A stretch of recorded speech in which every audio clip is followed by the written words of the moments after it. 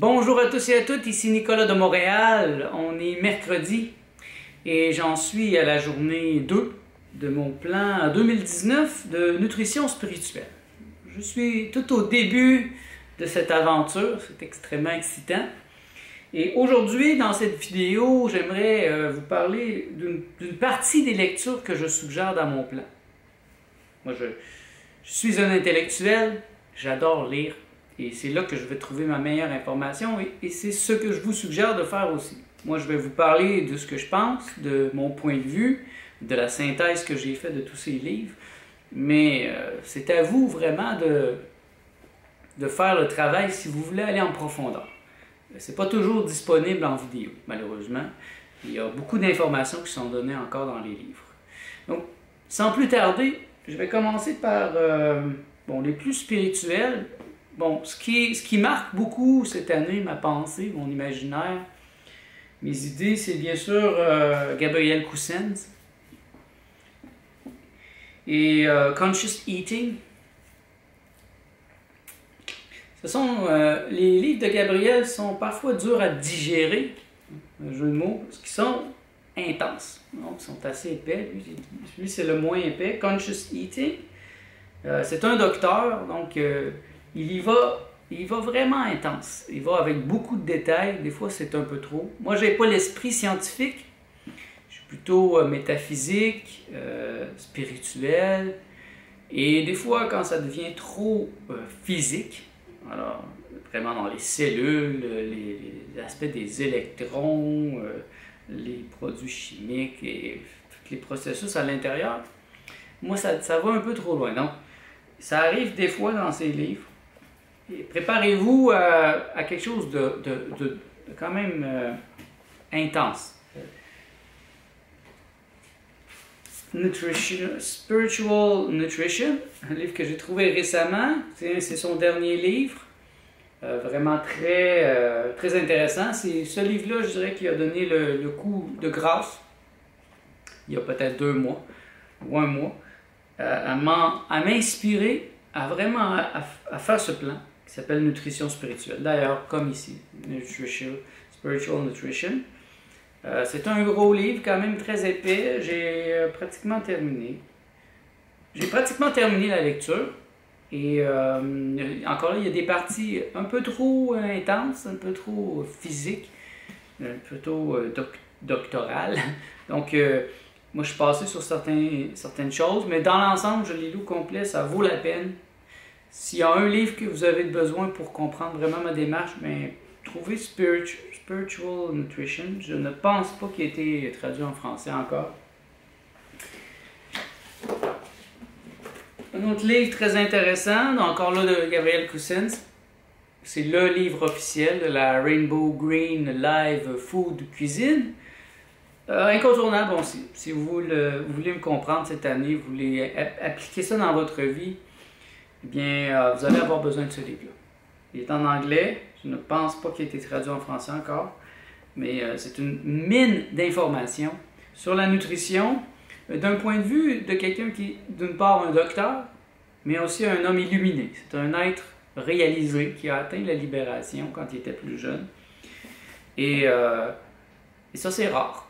C'est rare. Vous allez voir plein de gens qui vous suggèrent de manger plein de choses et plein de styles de diète, mais ce ne sont généralement pas des maîtres éveillés. Donc, si vous êtes spirituel comme moi, il va toujours manquer quelque chose. Ce point de vue de quelqu'un qui s'est libéré lui-même. Par exemple, dans son livre, il suggère que quand quelqu'un, par exemple, qui a ouvert son Kundalini, qui a éveillé son Kundalini un peu trop fort, et que la personne a vraiment des aspects négatifs dans sa vie, eh bien, pour le redescendre sur Terre, dans de rares occasions, il va lui suggérer de manger de la viande. Parce que la viande a tellement une vibration négative qu'elle peut ramener quelqu'un qui est comme un ballon qui flotte dans les airs. Et ça, c'est intéressant. Mais la majorité des gens qui font des diètes n'auront jamais cette approche. Moi, personnellement, j'ai rarement vu ça. Donc, pour Gabriel Cousens, il y a d'autres livres j'ai regardé sur Amazon, il y en a quelques-uns en français, mais c'est pas ces livres les plus intenses. Les trois que je vous ai présentés, c'est comme la base de ces livres. Au niveau encore là de la nutrition, que je suggère dans les lectures, c'est Green for Life, Victoria Boutenko. Très intéressant, c'est sur les smoothies verts. Elle a fait une recherche assez poussée. Je pense que ça faisait près de 20 ans ou de 10 ans qu'ils étaient, elle et sa famille, sur la nourriture crue. Et ils se sont rendus compte qu'il manquait quelque chose dans leur alimentation. Ils commençaient à avoir faim, à développer certaines maladies. Donc elle s'est vraiment interrogée, elle a cherché, et elle ne fait pas les choses à moitié, cette femme. Elle est allée vérifier, là, elle s'est rendue compte que l'animal qui ressemble le plus à l'être humain au niveau de la physiologie, c'est le chimpanzé, le singe. Alors elle a regardé qu'est-ce que le singe mange, et les singes dans la nature n'ont pas la majorité des maladies que nous on a. Et pourtant, ils n'ont pas de Vitamix, ils n'ont pas de four, ils n'ont rien pour se faire de la nourriture. Donc, elle s'est rendue compte que ce qui leur manquait, c'était une grosse quantité de verdure. Ce que les singes font, ils vont prendre des feuilles, ils vont manger de la verdure comme ça tout au long de la journée. Mais nous, on n'a pas nécessairement les mandibules pour ça. Et elle a développé un système, au début, elle a fait manger beaucoup de salade à sa famille, puis ça ne rentrait pas. Elle a essayé de manger 2 gros bols de kale, par exemple. Ça ne rentrera pas. Et le moyen qu'elle a trouvé, c'est de faire des smoothies verts. Donc d'incorporer ça avec des fruits. Et donc si on mange à chaque jour des smoothies verts, c'est très facile à absorber. Et moi je l'ai appliqué dans ma vie. Dernièrement, je mange beaucoup de fruits et j'ajoute toujours de la verdure. Parce que j'ai gardé ça en pensée que c'est bon pour la santé, qu'il manquait quelque chose. Un autre très intéressant, The Hippocrates Diet and Healthy Program, par Anne Wigmore. Anne Wigmore est très importante dans le domaine du crudivorisme, de l'hygiénisme aussi. Incontournable même. Certains l'appellent la mère du crudivorisme. Ce livre est extrêmement intéressant. Il va en détail sur une nourriture crue, des choses qu'elle a emmenées comme l'herbe de jus d'herbe de blé. Elle a emmené cette mode dans les années, je ne me souviens plus quoi, 50, 70, de se faire du jus d'herbe de blé en mettant quelque chose comme un super aliment. Et ce livre-là est très détaillé aussi, donc je le suggère de raconter. Longevity Now. Les livres de David Wolfe est intéressant aussi. Là, pour moi, je downgrade un peu. Là. Au top du top, c'est Gabriel Cousens. David Wolfe est quand même très intéressant. David Wolfe a étudié avec Gabriel Cousens. Ils se connaissent.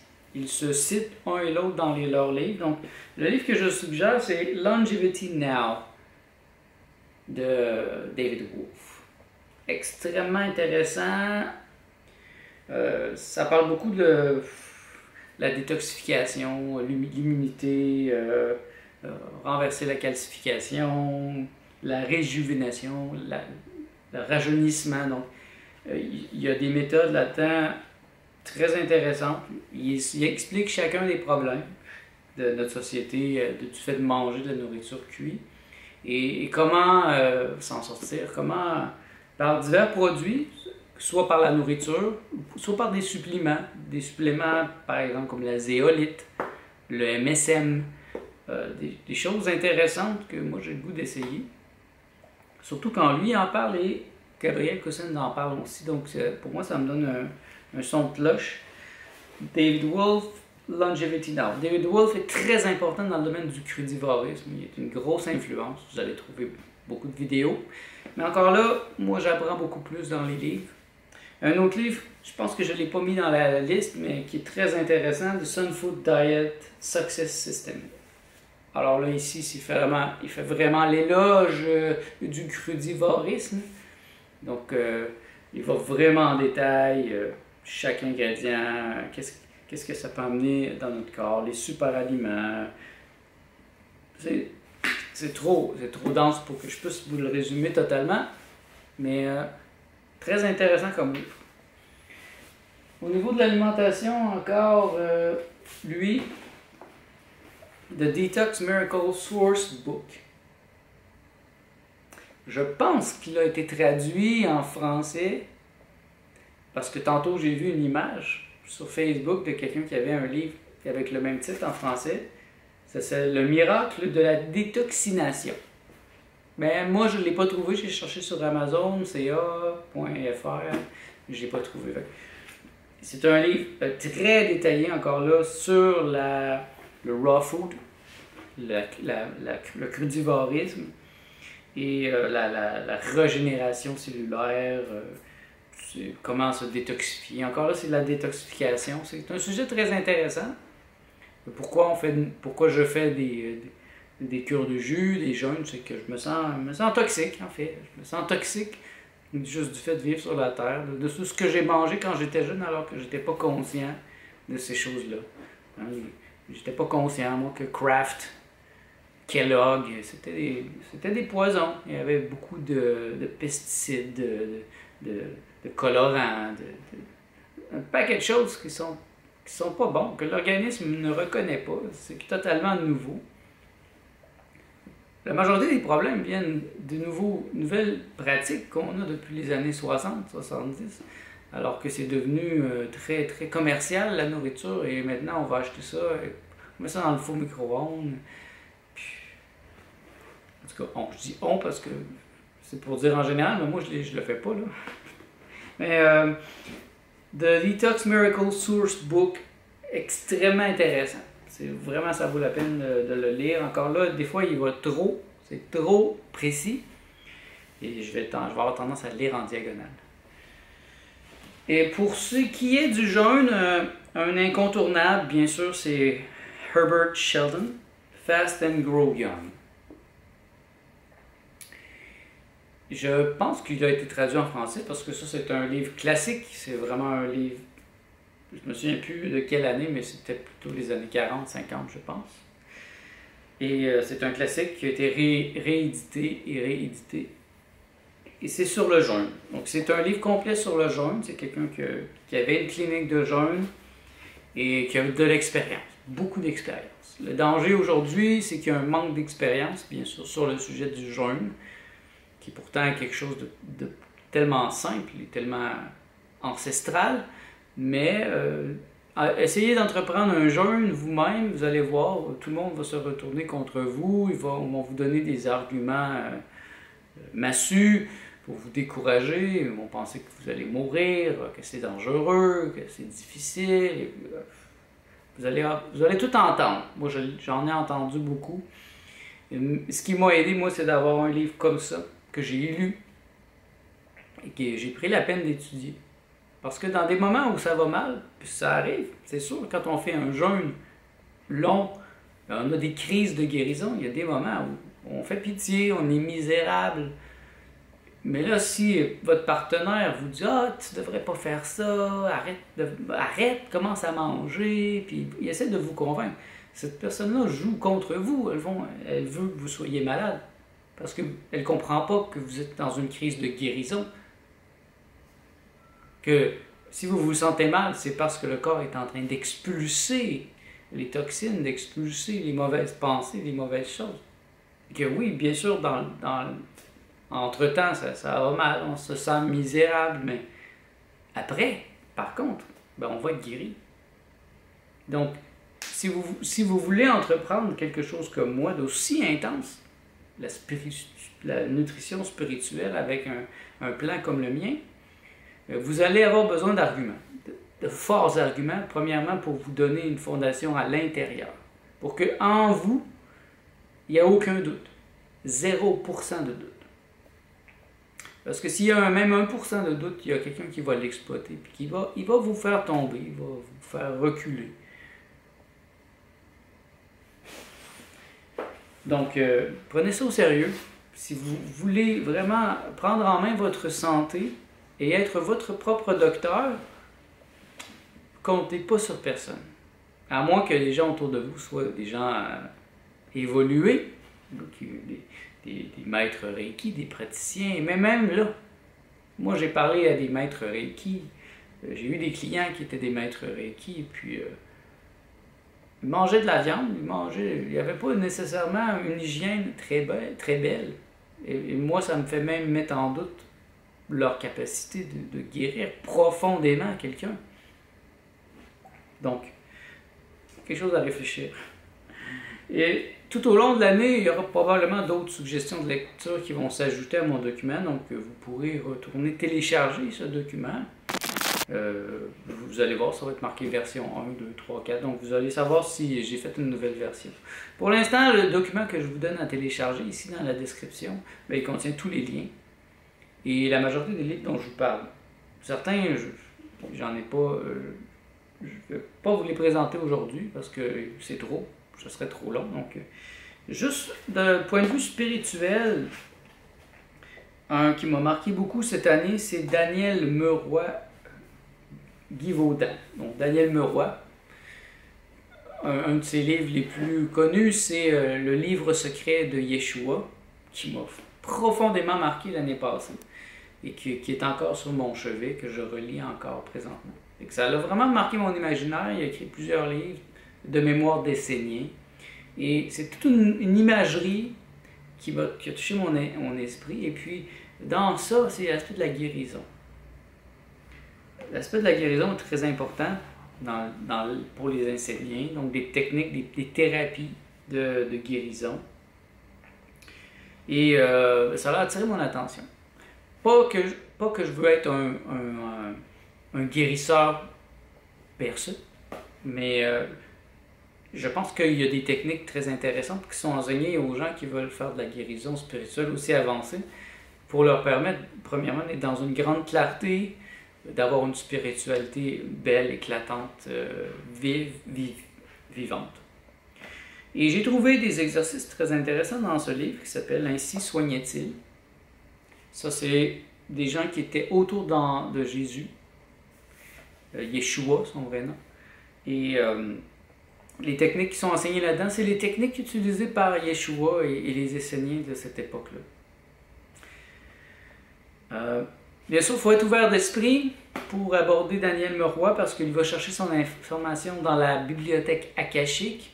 Il y a en effet comme un disque dur immatériel dans le monde qui est accessible par certaines personnes qui ont le don. Et lui, il a le don d'entrer dans la bibliothèque akashique. Et ça lui a permis de remonter dans le temps pour vivre la vie de Jésus, par exemple, quand il a écrit son livre, ou d'autres Esséniens autour de lui, et de se ressouvenir des techniques qui étaient enseignées à l'époque. Donc, de première main. On pourrait dire que c'est de première main. Vous avez besoin d'un esprit ouvert, mais bon, de toute façon, si vous voulez vous engager dans la nutrition spirituelle, vous n'êtes pas au bon endroit si vous n'êtes pas ouvert d'esprit, ouvert à l'invisible, à la médiumnité, à la clairvoyance, à toutes ces possibilités que l'être humain a en potentiel. Un autre livre extrêmement intéressant qui s'appelle La méthode du maître, que je compte commencer bientôt, dans les prochains jours. Et ça, c'est un exercice enseigné par Yeshua encore à ses meilleurs élèves, les gens les plus proches de lui. C'est la première fois en 2000 ans que cet exercice-là est rendu public. Et c'est ça, ça dure un bon 8 à 9 semaines de visualisation à tous les jours. Et ça sert à revivifier, à nettoyer les chakras, les nadis, à tous les aspects les plus spirituels de la personne. Un dernier livre dont je veux vous parler aujourd'hui, qui est très important, ça s'appelle Les Maîtres Rêveurs, de Richard Corrière et Joseph Hart. En anglais, c'est The Dream Makers. Donc, c'est un groupe de gens, des anglophones, dans les années 80, je pense, qui ont arrivé une technique très intéressante. Ils se sont rendus compte que plus on veut interpréter les rêves, mais plus ça demande d'interprétation. Donc, on n'en finit jamais si on fait ça à la psychanalyse ou où on utilise l'interprétation des rêves de Carl Jung, eh bien, on est toujours en train d'interpréter, et en plus, ça prend des connaissances très poussées dans mythologie, en histoire, pour faire des rapports avec les aspects mythologiques, archétypaux des rêves. Cette méthode est extrêmement intéressante parce qu'elle n'a rien à voir avec ça. Elles vont plutôt étudier d'autres aspects, donc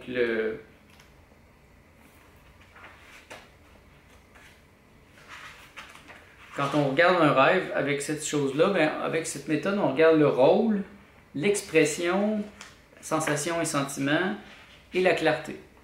Et bien sûr, il explique le système, et puis il y a une partie dans le milieu du livre qui est faite pour 21 jours. Donc, pendant 21 jours, on écrit nos rêves. Et puis là, il nous pose des questions. On doit répondre à ces questions pour nous guider, pour faire travailler le rêve pour nous. Donc le but n'est plus d'interpréter, mais d'atteindre un rêve de percée, qui est un rêve qui est joint avec la réalité. Par exemple, si je fais un rêve cette nuit où je suis en train de vous parler à la caméra dans l'espace ici, bien ça c'est un rêve de pointe, c'est un rêve de percée, c'est-à-dire qu'il n'y a plus de différence entre la réalité et le rêve. Le rêve me dit quoi faire, me dit quoi dire, me dit comment agir envers certaines personnes. Et plusieurs fois dans ma vie, des moments cruciaux ont été guidés par des rêves de percée. J'ai appris à les reconnaître. Et ben là, avec la force que j'ai, la volonté que j'ai présentement, j'ai décidé de reprendre encore cette technique. C'est pour ça que je vous en parle. Moi, je l'ai commencé hier, donc aujourd'hui, je suis le jour 2. Ça veut dire que je dois noter mes rêves à chaque jour. J'étais j'étais moins discipliné à ce niveau-là dernièrement. J'avais peut-être un rêve par semaine que je notais. Là, je vais y mettre beaucoup plus de volonté, plus de discipline pour avoir un rêve à chaque jour parce que ben, c'est une richesse. C'est une richesse que je me donne à moi pour résoudre des choses qui sont dans ma journée, savoir comment agir avec certaines personnes. Et pour ça, là, ça vaut la peine. Donc, ce livre-là, en français, il est très dur à trouver, je pense. Moi, je l'ai trouvé ici à Montréal, au Colisée du Livre. Il y en a plein au Colisée du Livre, ça arrive plein, parce que la traduction a été faite à Montréal. En anglais, il est facile à trouver, à 50 cents sur Amazon, vous allez le trouver très facilement. Pour le français, ben, c'est à vous de voir. Et donc, voilà, c'est déjà beaucoup de lecture. Je ne veux pas vous donner une indigestion. Donc, choisissez celui qui vous intéresse, puis commandez-le. Moi, je pense que c'est une richesse d'avoir une bibliothèque. Vous n'êtes pas obligé de le lire tout de suite, mais vous l'avez en référence. Et puis, quand l'inspiration vous frappe, le livre il est là. Moi, j'ai plein de livres dans ma bibliothèque. Il y en a plusieurs que je n'ai jamais lus encore.